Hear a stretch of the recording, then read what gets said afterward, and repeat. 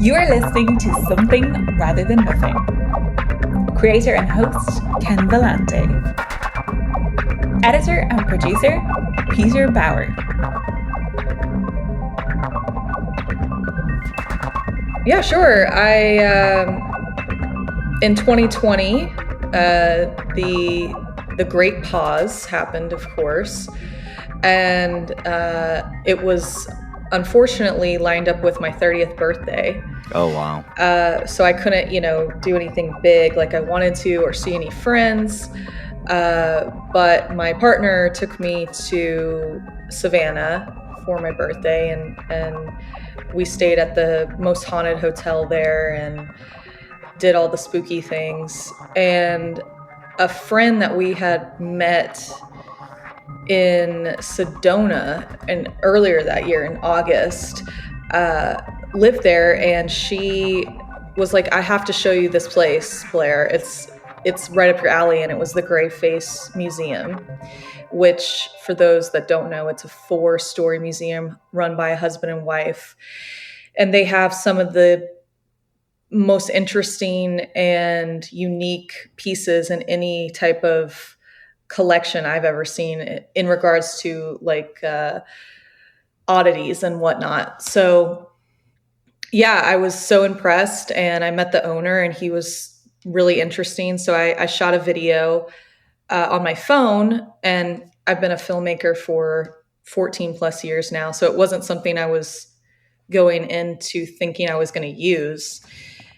But regardless, I shot a video, and then I fast forward December, I was looking at my phone, kind of cleaning up photos, and I saw that video. And I had been on TikTok for about 6 months, but I hadn't really taken it seriously at that point. And I just made a little, what I now call micro documentary about my trip there. Yeah. And posted it, went to bed, didn't think anything of it. And I woke up the next morning, and it had been viewed 3.8 million times, shared 42,000 times. It had like 50,000 comments. And a couple of weeks later, ended up being in the New York Post. And the best part about it was Ryan Graveface, the owner, contacted me a month later, and he said, hey, that video that you made kind of in a roundabout way saved us, because we had our largest day ever since opening, and there was a line wrapped around, to get in. And he said, if that hadn't have happened, COVID almost shut our doors, and, your post blowing up kind of breathed some life into the museum. So from there, I kind of just leaned into this spooky travel guide role, and haven't looked back since. Yeah. Folks, we're talking with Blair Bathory, and she's come on to the Something Rather Than Nothing podcast. I'm your host, Ken Vellante, and I thank you for that story, Blair. I mean, talk about inspiring. I mean, I can just kind of feel the feeling of, breathing life, in at a time when, gosh, who knows what was going to happen, right? So having it tilt positively, gosh, that's amazing. I love you using the term micro documentary. Just hearing that and seeing your work. I really loved your videos, and love the spots and places that you go to.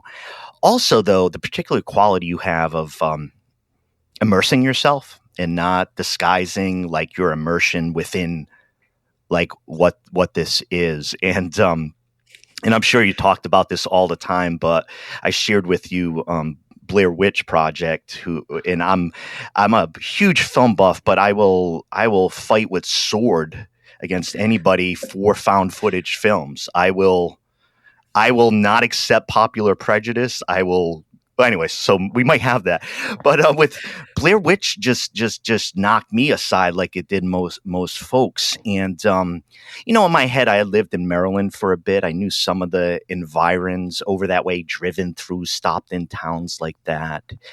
And one thing I saw that I really enjoyed was you going, right into the film, the location, how it came together, and it seems like you in describing it were trapped into Blair Witch Project because of your name and how you are. That like, all right, you kind of leaned into it and been like, yeah, it's Blair Witch Project. But what about your interaction with Blair Witch in that, in particular that documentary, which I found just great because thank you. Yeah, one piece about it is the way you do it, it still hovers around this area of, okay, it was a film, it's not real, but then it is real in the sense of what it creates. And then it's like this real unrealness that I love existing in that space. And when you enter it, you just kind of hang out there and be like, is it real? Yeah. No. Yeah. I don't know. It is kind of. So tell us a little bit about you and Blair Witch. Well, of course, my namesake being Blair, that movie came out when I turned 8 years old, or I had just turned 8 years old. And at the time, I wasn't allowed to watch horror movies, and my family never was into that kind of thing. And in fact, my mother to this day still has a great grudge to the Blair Witch Project filmmakers because she specifically named me Blair, in her words, because it didn't have a nickname. Well, unfortunately, I have been Blair Witch my entire life.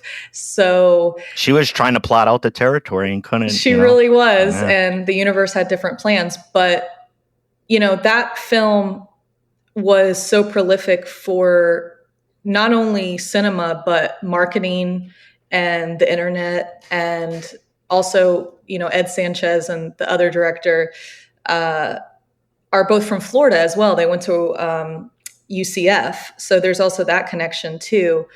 But the epiphany I had when I was in Burkittsville filming that documentary was I didn't recognize that when I first saw Blair Witch, Heather Donahue, the director in the film, is the first time in my life I ever saw a woman directing.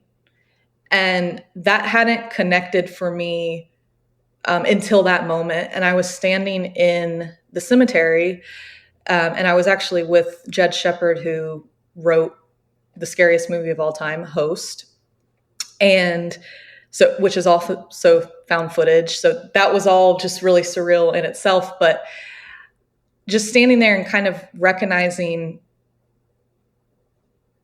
how big of an impact that movie had on me was really cool. And I like what you said about real, unreal. I think that's what's so cool about found footage is kind of straddling that line of reality. And I actually have been working for the last almost 2 years on trying to make my own found footage movie, which I'm very close, but I can't say much more than that.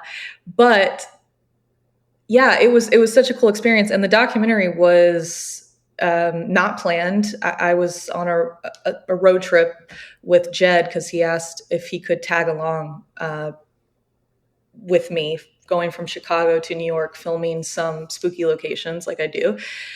And we were in Monroeville, and we had just gone to the Dawn of the Dead mall, which for horror fans, is a big deal. We got to see the George Romero bust and, pay our respects. Yes. And we were sitting in this rinky-dink coffee shop deciding, because we really kind of hadn't decided where we were going to go from Chicago to New York. We just knew we had to get to New York because I was going to be in this other documentary. And we were sitting there and I'm looking at the map because I'm from the South, so I don't really know that part of the country very well. And in fact, at that time was the first time I had driven through any of that, like Ohio, Chicago, Illinois, all of that. And we're sitting there and I go, Jed, and he's British. So he had no idea where we were. Right. I said, "Do you know where we are?" He was like, "No." I was like, "We are literally 3 hours from Burkittsville." And his face turned white. And he Yeah. was like, "We have to go." Yeah. So we went, and on the way there, he tweeted about it. And Matt Blasey, who wrote 8 Days in the Woods, which is the definitive guide on the making of the Blair Witch Project, contacted him and it was like, "I want to give you guys a tour."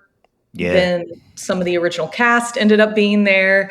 And it just kind of, as documentaries tend to do, it just kind of birthed itself. And it was truly one of the coolest experiences of my life because of that epiphany and that full circle moment for me as a filmmaker.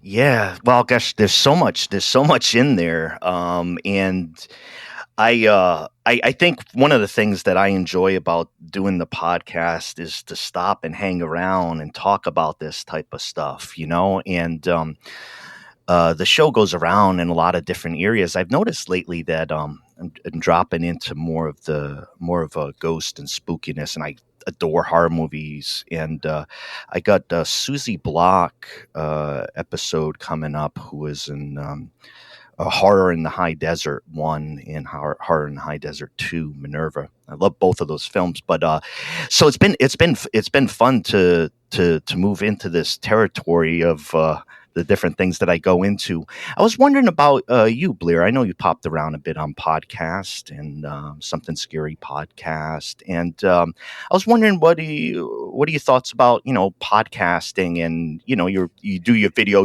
for the videos, but what do you think about the whole podcasting thing and audio and your experience with doing a podcast? It's been a blessing. It was something that completely fell into my lap last year. Our executive producer and some random casting agent found me, I guess, from my online work. And they asked me if I had ever done voiceover talent. And I said, no, I'm not, it's so funny. I have to defend against being talent because I'm a writer, director, producer, documentarian, but I do stuff in front of the camera. But I do not consider myself an actor. There's much better people to fill that position. So when they said that, I was a little hesitant because I didn't want to take the job away from somebody that was actually good at it. But I said, screw it, I'll do an audition. And I just took to it. It was like just meant to be. And the EP hit me back and she was like, "You're hired." Yeah. And actually next week is my 50th episode with Something Scary. So it's gone by really fast. And every week we do a weekly episodes, which is incredible because we have staff writers. And as a writer myself, I recognize how difficult that is to output four original stories every single week for the podcast, which is amazing. Plus, they're derived from our listeners' personal stories a lot of the time. So just that alone, and the team is mostly women. We only have one man on the entire team, which is rare. So that is very cool. And I co-host it with Stephanie Strange. So she does the videos and then I do the podcast. And it's been, like I said, a blessing. And before Something Scary, I have done what we're doing right here with lots of different podcasters, mostly people in the horror genre, indie filmmaking space. But yeah, I think it's a great medium. It's really cool that anybody can do it. Anybody can pick up a mic and a computer and tell their story. And I think it's great. I recommend anybody to do it, but also same with filmmaking. I mean, anybody can make a movie at this point. So I think, there's a lot of people that are creatives that think it dilutes the talent pool, but I don't think that. I think everybody has a right and an opportunity to tell their stories. So yeah, I find, I've interviewed, close to 200 artists on this, and Wow. It's that fascinating area of, who am I? What am I supposed to do? Like your identity and what you do. And I think it's interesting hearing from you, kind of an earlier identification with, making film and a strong connection with that. Let's dive in on this with the one of the questions is, when did you see yourself as an artist?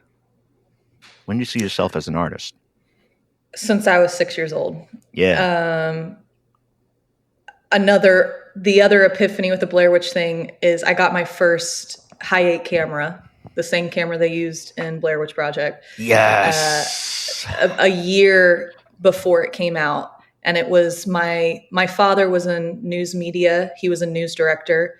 So this stuff is in my blood, even though we do sort of different mediums, but he's a storyteller through and through. Sure. And he won this high-8 camera in a golf tournament. And I'm his only child, so naturally he let me use it. And I was making stop motion videos when I was, like I said, 6, 7 years old. Wow. And they were always skewed towards horror, always, even at that age. And people have asked me so many times, where does that come from? Why were you drawn to that? I have no idea. I don't have a cool story about that other than I just always inherently liked being scared. I loved to be scared. And in fact, when I was about 9, there was like this group of little girls that used to hang out in the apartment complex that my dad lived in. And I would gather them all up. And, I was a child, so I didn't know how to really make a movie. But what I would do is I would get these girls and I would play out a scene for them. I'd say, okay, we're going to cut up watermelon and we're going to put it in a pile over here. That's body parts. And what I want you to do is look at it and then turn to the camera and scream. Yeah, scream. So I'm directing these little girls at 9 years old, and I didn't know what that was at the time. But looking back, it's like I was a director even then. And, I was in art schools from the age of, 10 to the time I dropped out. I dropped out of high school when I was 16. And I went to a pretty prestigious art high school in Jacksonville. And so, I've always been artistic. I've always had artistic friends. And so I've considered myself a creative my whole life. Yeah. Well, thank you. So Blair, on that, what is art, right? You're dedicating yourself to this. You've maybe not had so much of a choice of what you've been pulled into and connecting with all that. But what is art? What is art? Art is everything. Art is the emotion that surrounds us every single day. It's the self-expression of your life experiences and connecting with those around you. I think that it's one of the biggest parts of the human experience, and it's something that pushes us forward as a society. So I think it's incredibly important, and not to sound like a complete dickhead about it, but I think it's just as important as any other role in society to have artists. Yeah.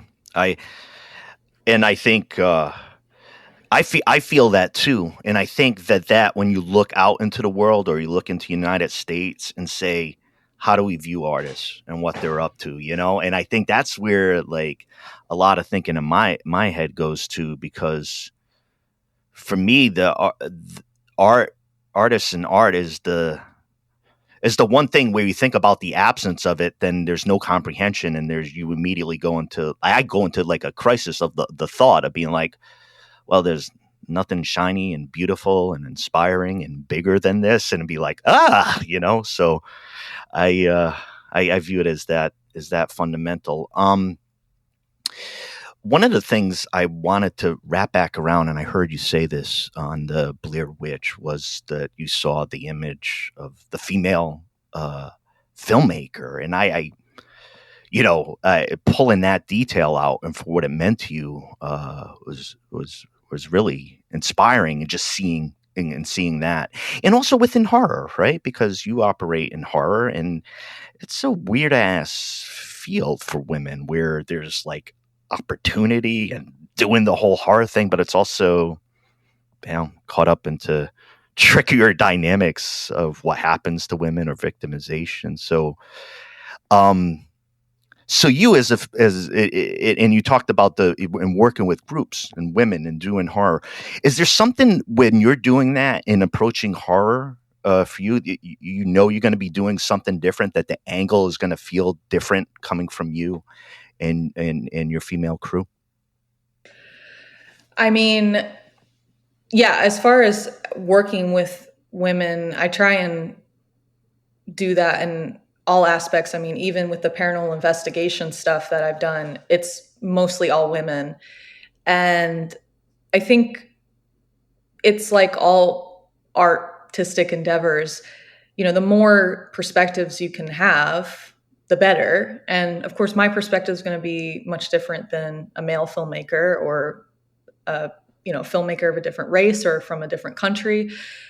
I have my own unique experiences, and I think that creates something exciting.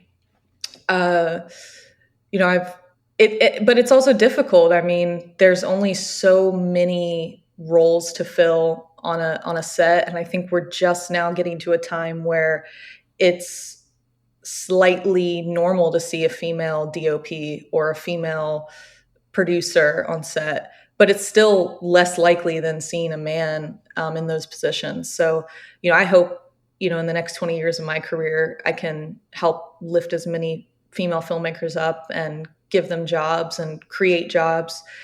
And, I think the dynamic is women have a more nurturing aspect to themselves just naturally. So when you have a bunch of women on a set versus more men, I think there's a calmness. No offense to my male colleagues, but I think there's a calmness and a warmth that adds to the whole experience, which if you've ever been on a film set, it's intense and chaotic and, tiresome. And you have a very limited, finite amount of time to get the shots you need for that day. Yeah. But when there's like this, almost serene calmness, it just makes it flow better, I think. So yeah. What found footage, or so you and I just freak out about it. And I think when it came out in more popular culture, Blair Witch Project, Paranormal Activity, and this kind of what people say, oh, this, the found footage. But you and I know it goes back into some deeper history of filming and the use of, maybe lower quality camera or bootleg footage in horror has been a deep part of the tradition. But what is it about found footage that feels so different than other things? I mean, it feels different for me. I might say some things, but what is it about found footage where we have this conversation and be like, this is the shit? That like this is horror, right? It's the closest you're going to get to a reality. When you are making a traditional narrative, it's very polished and you have a lot of cooks in the kitchen, so to speak. When you are doing a found footage, inherently you have less of a budget, you have a smaller crew, you have less gear, you typically don't have a full grip and electric team. You have to use the things around you. And there's actually a lot of restraint that's needed as a director when you're making a film like that, because you want to get the most authentic reactions out of your actors and your team as possible, because at the end of the day, you're selling this as found footage, as if this was filmed by real people, and this is to feel like it really happened, that, Heather, Mike, and Josh were really out in the woods trying to find the Blair Witch. So I think that's why it feels different, because of all of those elements. And I think that's what makes it such a cool subgenre and something that I think all filmmakers should explore personally, because I think it's a really great exercise to explore. Yeah, I think I see it in other things. I think of Alien or Aliens, and it's not like found footage, but when we're talking about like through like a lens or there's infrared, there's all these different. It's like using the piece of a different way of showing that feels like, okay, now I'm right here in this. Mm-hmm. And I love that because I feel that energy. And the thing is, for me as a horror fan, the movies that have like where and there's only been like 3 or 4 for me, like when I walk outside the theater and being like, do I need help? Like, what is like that happened to me like a couple times, Blair Witch, Paranormal Activity, and a couple other films where I walked out and I was like, I think I should just talk to somebody and process out. I need a shower. Yeah. like I mean, I loved it, but like it really impacted me. Um, Yeah. so I do love that piece of it. I'm a Yankee from up in Rhode Island, and I live out in Oregon now. But I've been to the South, and I think of growing up in New England, I would have kind of mythologies or fables, in my head about going south. But I've experienced there, and I tell you one thing that has always drawn me. That might be romantic in and of itself, but I've read a lot of these stories of like 19th century, early 20th century Southern, early African American writers, and like of the conjure that's in the woods or witchcraft, but in particular conjure meaning a particular thing within that tradition.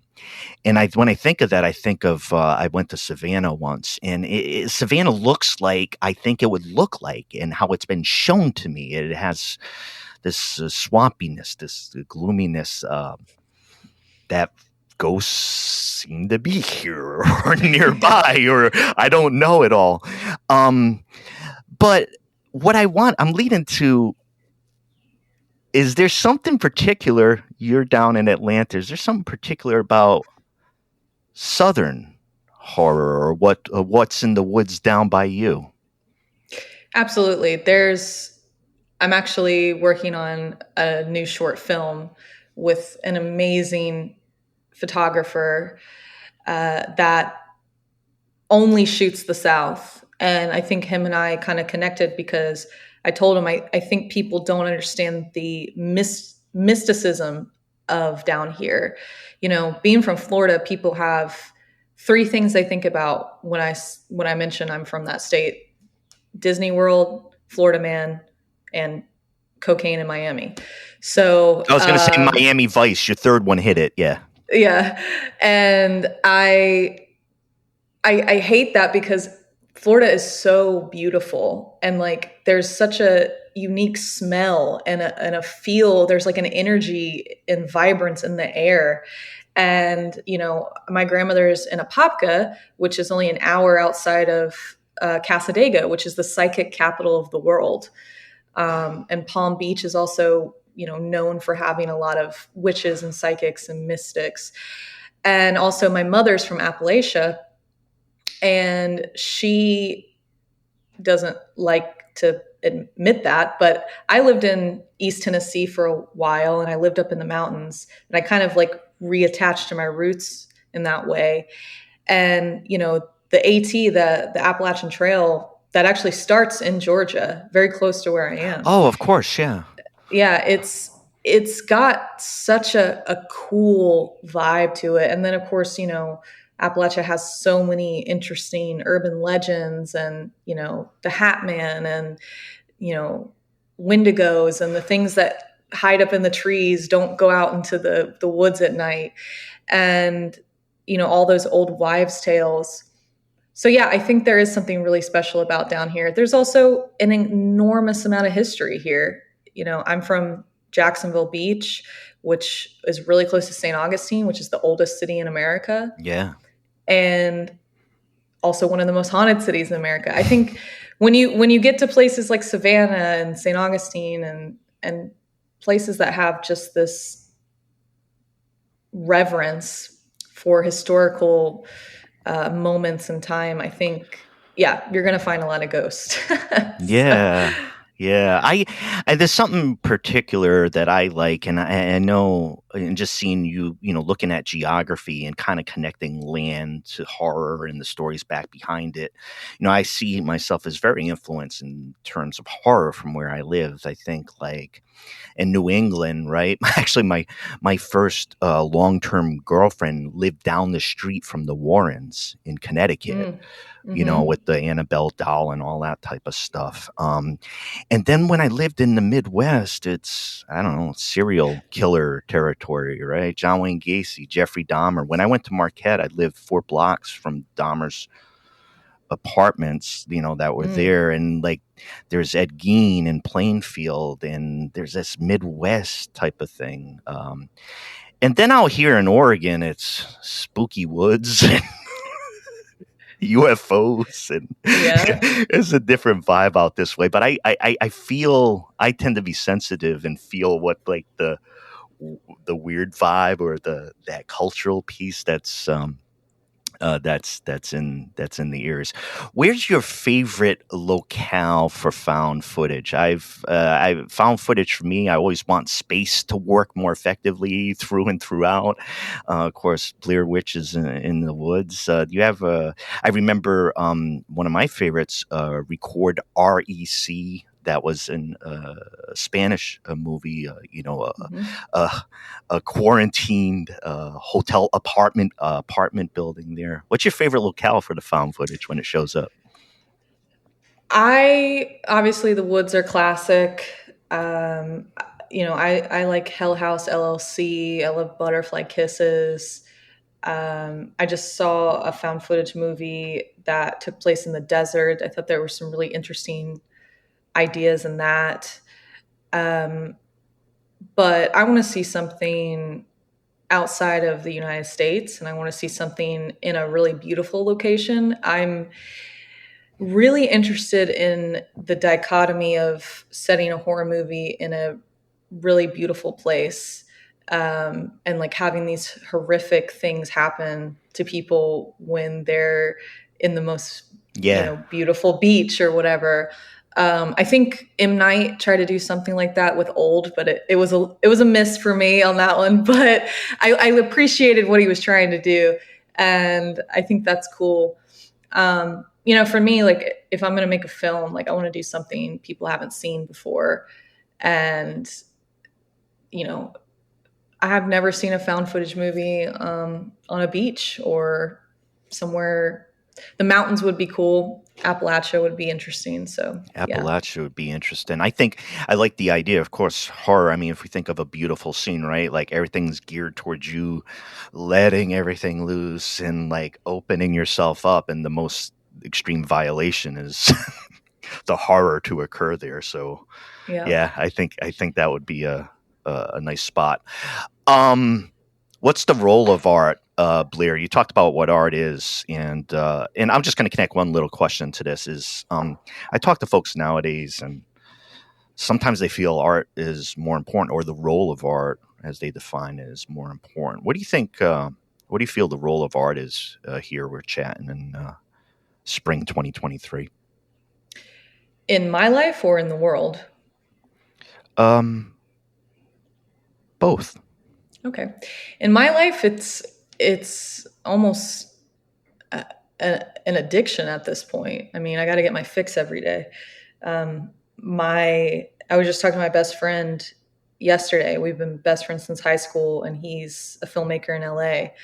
And we both went to an art school, but we're only one of two out of a handful that actually have continued on and done whatever our art was from that school. And he was asking me if,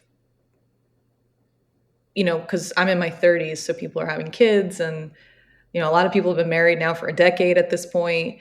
And he was saying, "Do you think people are happier just living that life?" And I said, "I don't know, but it's just different." And I don't relate to people like that because I couldn't wake up in the morning if I didn't have something that I had to make or create or Yeah.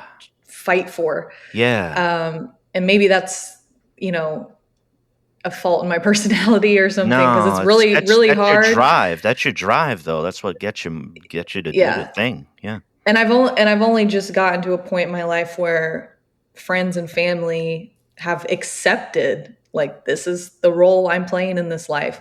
Because throughout my 20s, they were like, are you sure you don't want to go to college? Are you sure you don't want to, settle down? Are you sure you don't want to do, X, Y, and Z? And I was stubborn. I was like, no, I'm a filmmaker.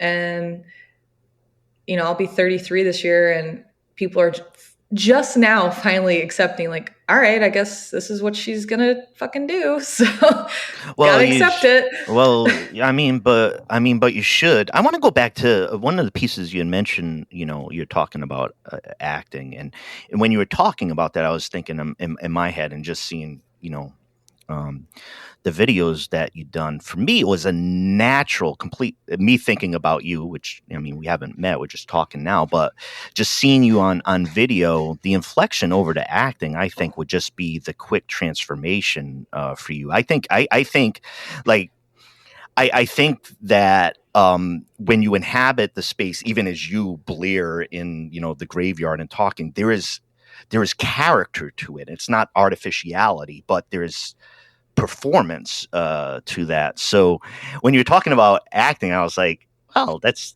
I don't know. I was just I know you were doubtful about it, but I'm like, well, we're all actors in our own right, Okay. We all wear masks. Okay. Yeah, if you want to get deep with it.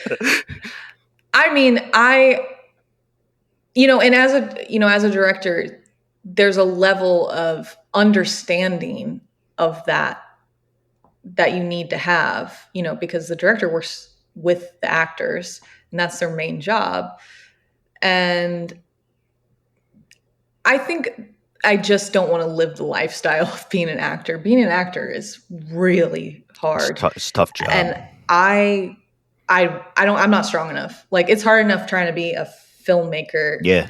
Trying to be an actor, like, I've lived with actors. They've been my roommates, and, like, I can't do the auditions and also I'm a control freak. I can't be told what to do. It's just no. Yeah. I'm interviewing with my disobey shirt. I work as my day job is as a union rep. I think I'm paid and encouraged in my lifelong oppositional behavior. I get it, Blair. Yeah, there's there's leaders and there's followers. Oh man.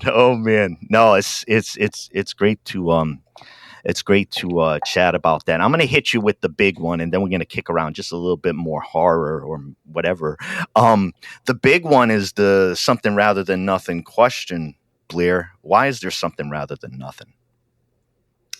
Because we create it. We make something out of nothing. And that's one of my favorite things about my job, whether it's something scary or my documentaries or my narrative films. It's just a seed of an idea. And then somehow, miraculously, you get all the people you need, you find the money, God willing, and you make it. It's the only thing I can ever compare it to is like, I do not have children, but it's almost like giving birth, because you are creating something out of nothing. Yeah. Well, I love that.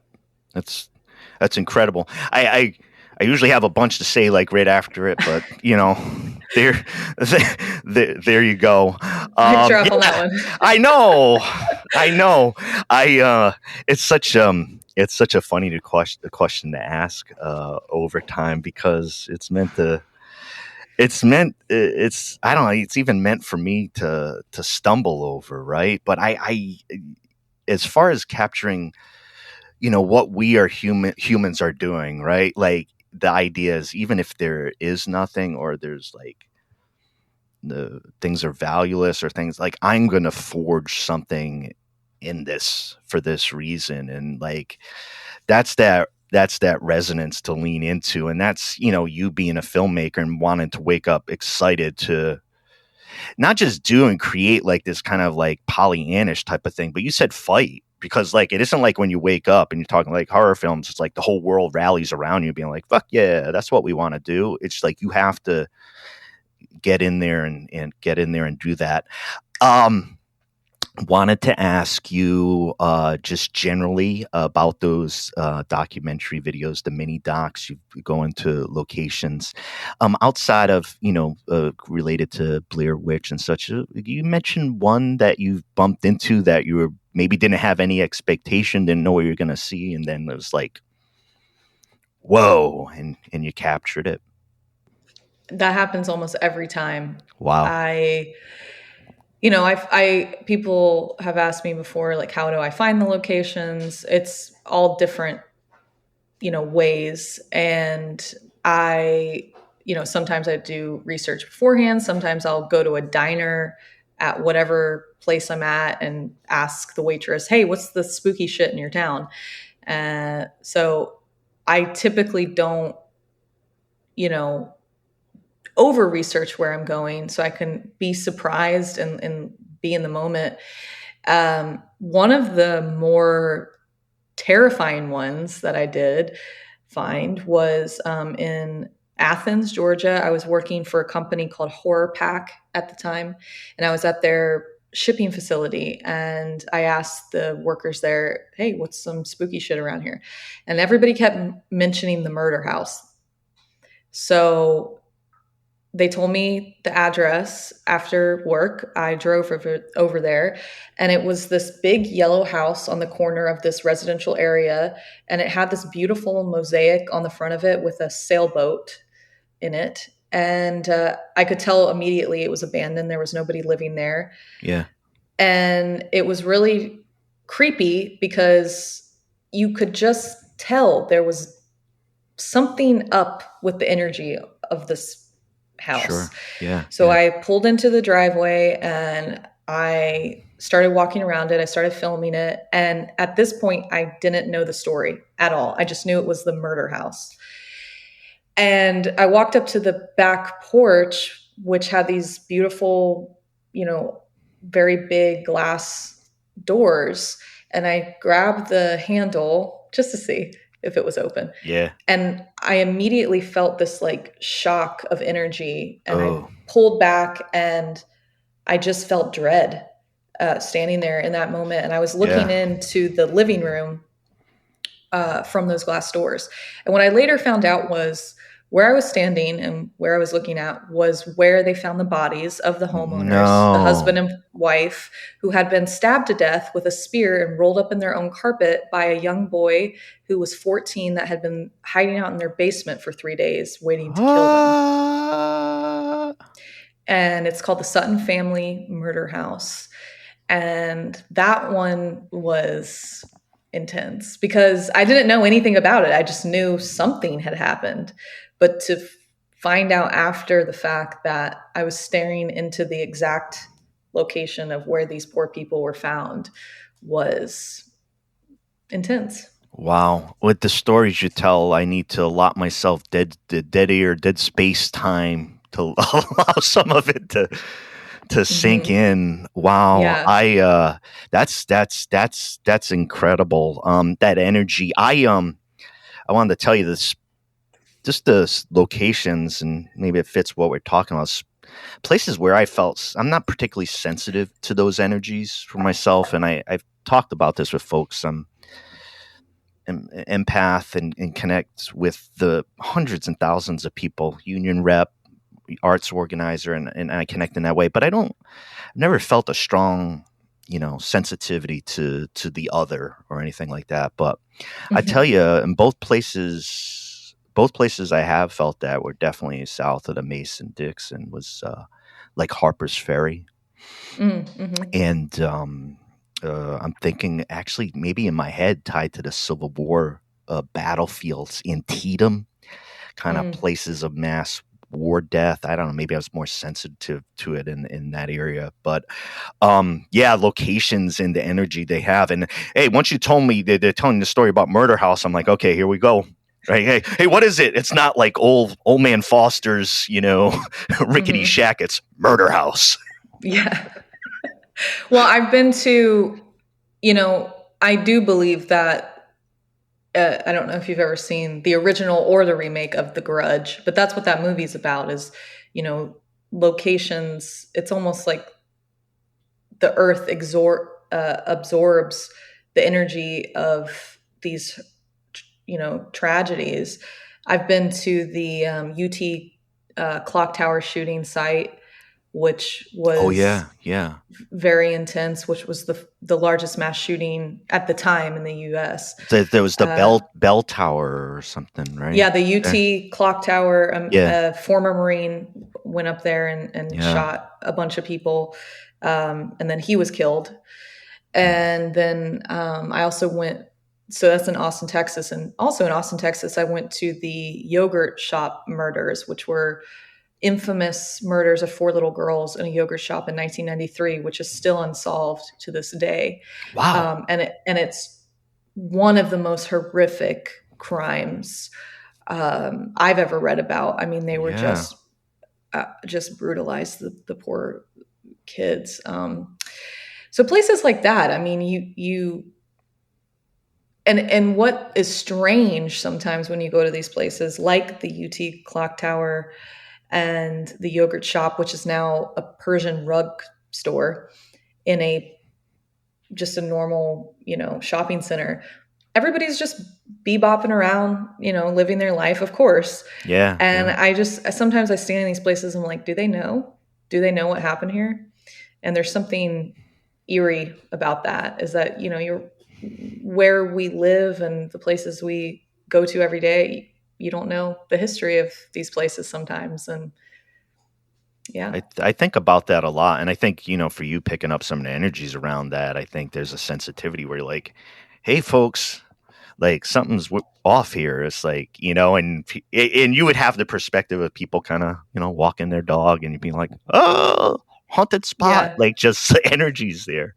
And those Um, places are sometimes more creepy to me than like some of the haunted houses I've gone to. Because I went to the Conjuring house in Rhode Island. I've been to the Bel Air house in yeah, Ohio, which is, you know, supposedly has a demon. And I went to Madison Seminary in Ohio, which is one of the most haunted places in Ohio.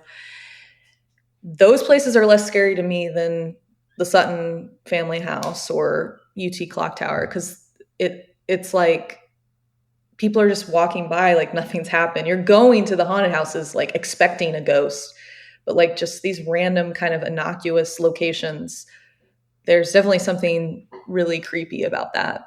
yeah, yeah. I had one of the most fun experiences. As a filmmaker and a graphic novelist, Jason Mayo, out in Rhode Island. And when I was a kid, I went to it was Rocky Point Amusement Park, and Rhode Island's super small. You can't drive unless you catch traffic. You're in and out in an hour, no matter which way you're Mm. going, right?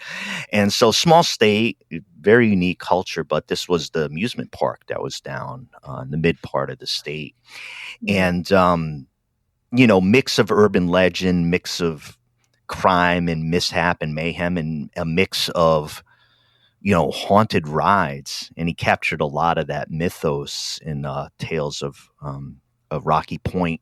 But it was so fascinating to me because created a thread for me to see.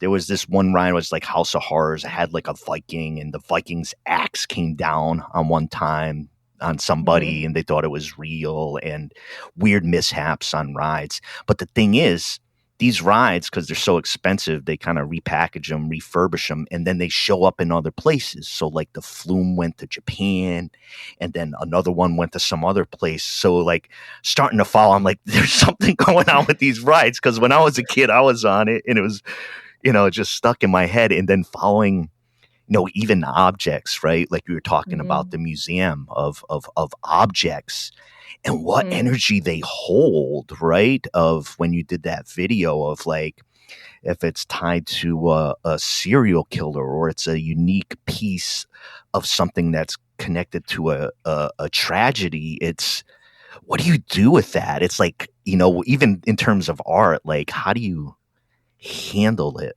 approach it? Yeah, they Graveface had actual from the site Flavor Aid packets from the now I'm blanking. The Kool-Aid, when they drink the Kool-Aid and the cult. Oh yeah, the Jonestown. Yes, thank you. Jonestown. Yeah, yeah. So they had the Flavor Aid packets from Jonestown, and You kidding me? No, and Ryan said he got it from a dirty cop that was on the scene. He had that was just like creepy, because there's some deep stuff about Jonestown, like people dying by drinking Kool-Aid. But he also had Eileen Warnos's underwear she wore right before she was executed.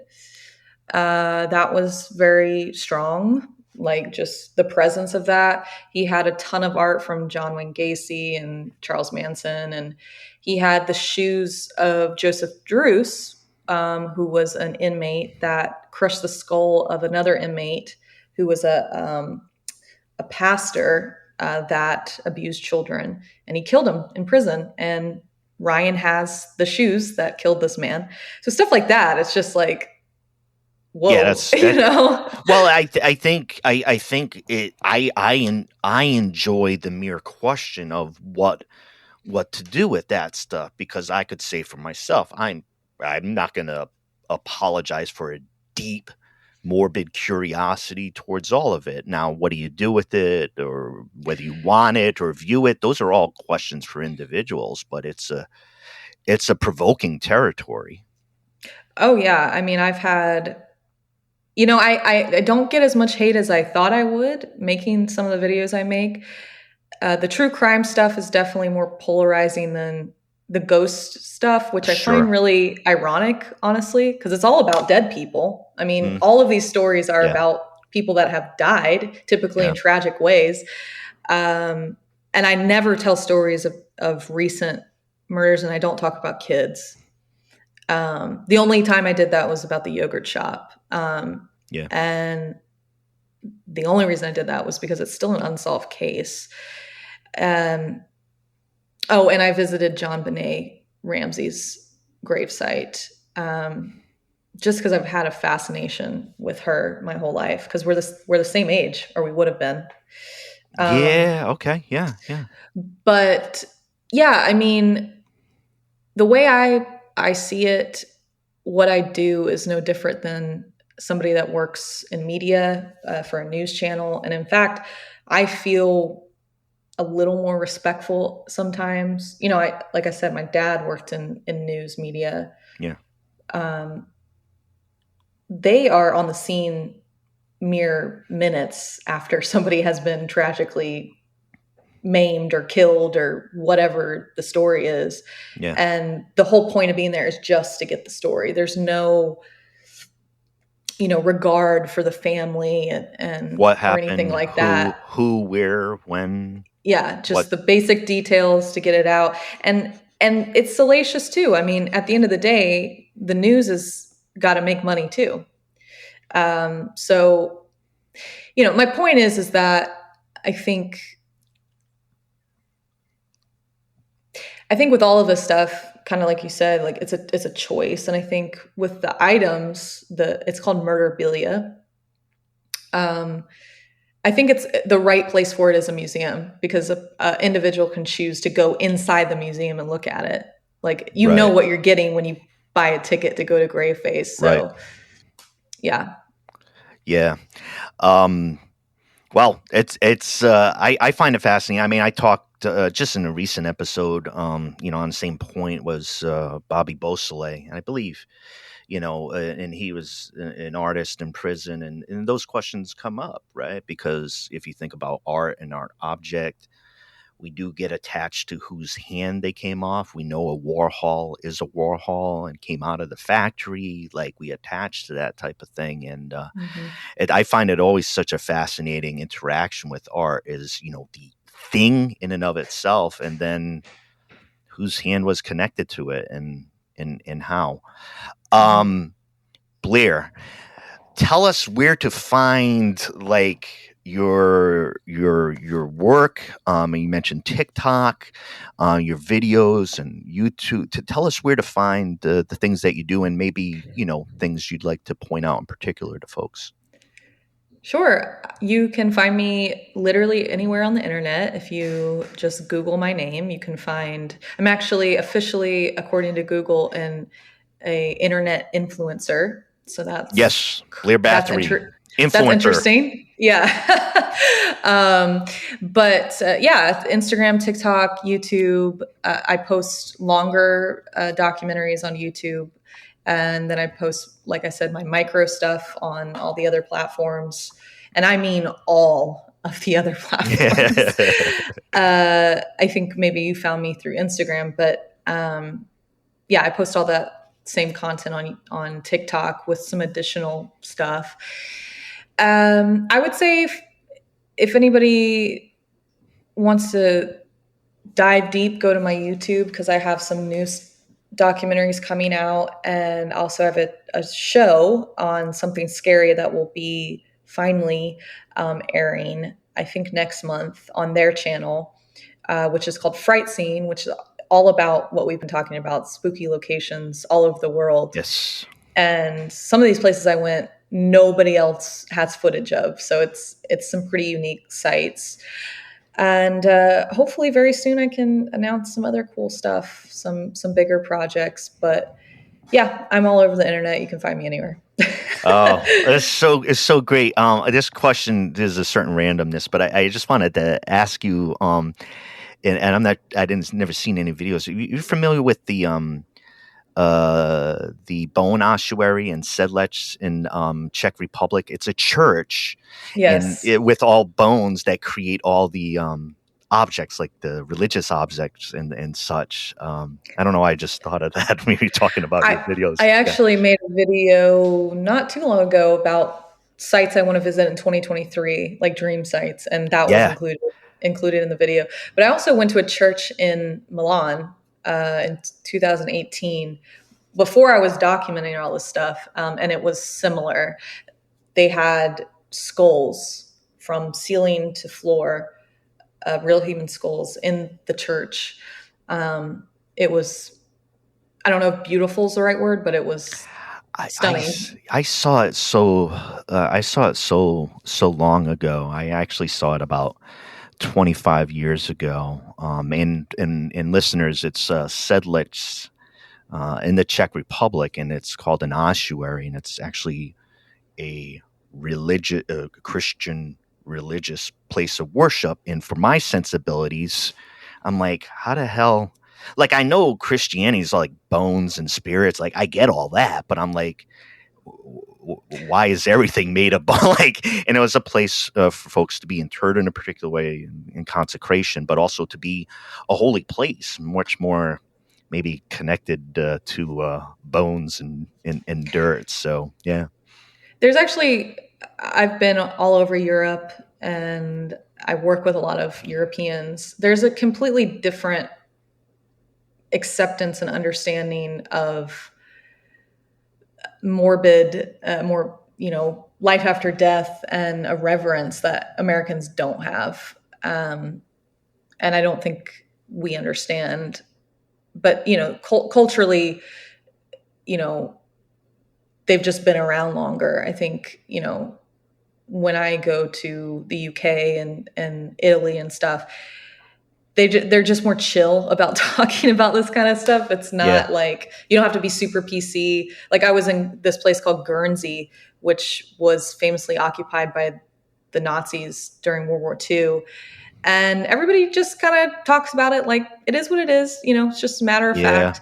And I kept telling them, the people I was with, I was like, we would have to tiptoe around a lot of stuff if we were in, America, because it's just different here. We just have a different way of dealing with these subjects.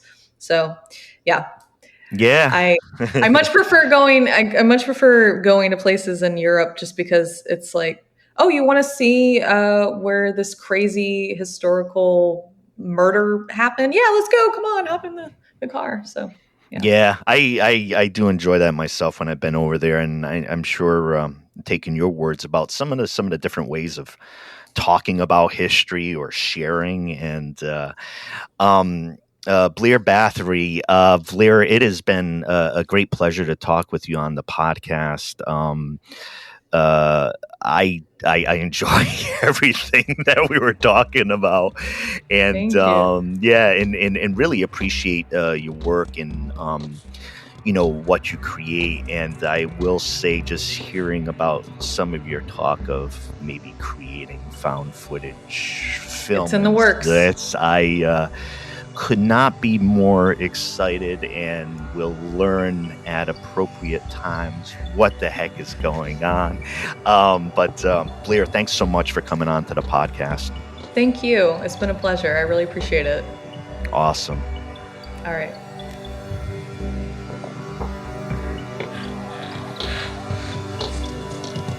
This is Something Rather Than Nothing.